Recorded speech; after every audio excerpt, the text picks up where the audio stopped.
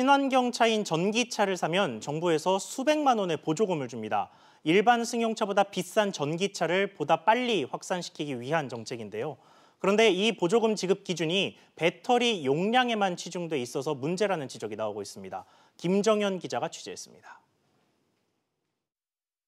환경부가 만든 올해 전기차 보조금표입니다.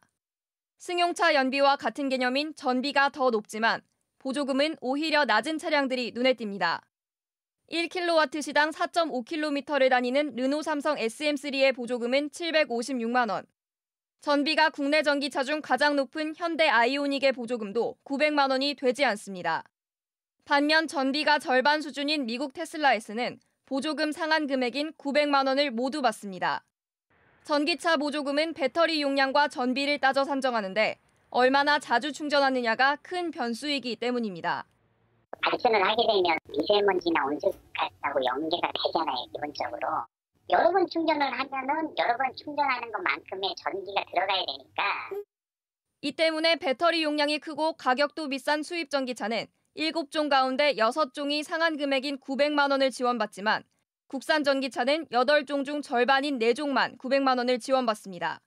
배터리 용량이 추치다 보면 이렇게 전비가 좋지 않고 배터리를 대용량으로 키우면서 평소에 무거운 상태로 차량을 운행하게 되는 실생활에 큰 도움이 되지 않는 차량의 출시 쪽으로 치우칠 가능성도 있기 때문에 배터리 즉 연료 탱크만 크면 더 받을 수 있는 보조금 산정 방식을 바꿔야 한다는 지적이 나오고 있습니다.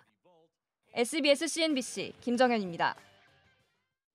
네, 결국은 전기차에 보조금을 책정하는 방식에 문제가 있다는 건데 이 부분 취재를 한 김정현 기자와 조금 더 자세히 이야기 나눠보겠습니다.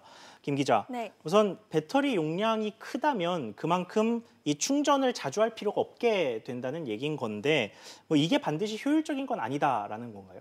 네, 그렇습니다. 배터리 용량이 클수록 여러 번 충전해야 하는 번거로움이 줄어들기 때문에 소비자들은 배터리 용량이 큰 차를 선호합니다.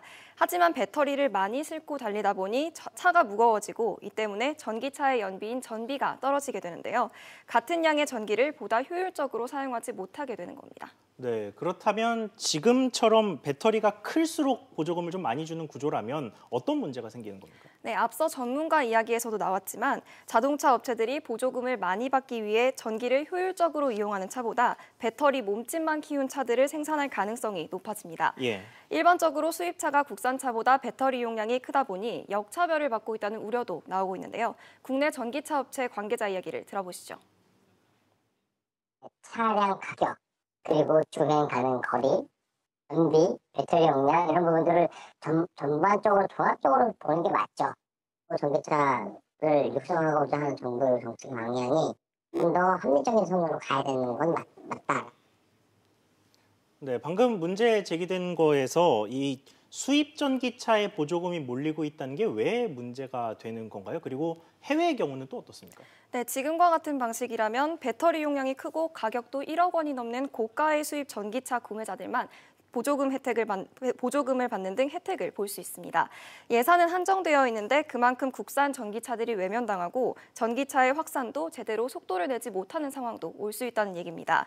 이 때문에 독일과 노르웨이는 한정된 예산으로 더 많은 전기차를 보급하기 위해 고가의 전기차들은 아예 보조금 지급 대상에서 제외하기도 했는데요. 미국 캘리포니아주의 경우에는 전기차의 빠른 확산을 위해 아예 모든 차량에 동일한 보조금을 주고 있습니다. 그렇군요. 김 기자 잘 들었습니다.